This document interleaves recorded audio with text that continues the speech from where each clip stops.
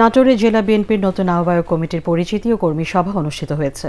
দুপুরে জেলা পরিষদ অডিটোরিয়ামে অনুষ্ঠিত কর্মী সভায় নবগঠিত কমিটির আহ্বায়ক রহিম নেওয়াজের সভাপতিত্বে বিএনপি চেয়ারপারসনের উপদেষ্টা আব্দুস সালাম, দলের কেন্দ্রীয় নেতা ও সাবেক উপমন্ত্রী অ্যাডভোকেট রুহুল কুদ্দুস তালুকদার দুলু, কেন্দ্রীয় নির্বাহী কমিটির সদস্য কাজী গোলাম মোর্শেদ ও নবগঠিত নাটোর জেলা বিএনপির সদস্য সচিব আসাদুজ্জামান আসাদ সহ আহ্বায়ক কমিটির সদস্যরা উপস্থিত ছিলেন।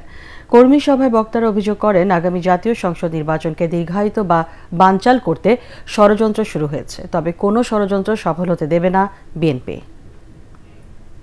আমাদের নেতা তারেক রহমান সাহেব যে দফা যেটা দিয়েছেন, এই কর্মসূচি আমরা আমাদের নেতা কর্মীদের অনুরোধ করব, দয়া করে এই কর্মসূচি, এবং উনি বলেছেন আগামী দিনে ন্যাশনাল গভর্নমেন্ট, জাতীয় সরকার বিএনপি যদি গঠন করে তারপরেও উনি ন্যাশনাল গভর্নমেন্ট করার কথা বলেছেন।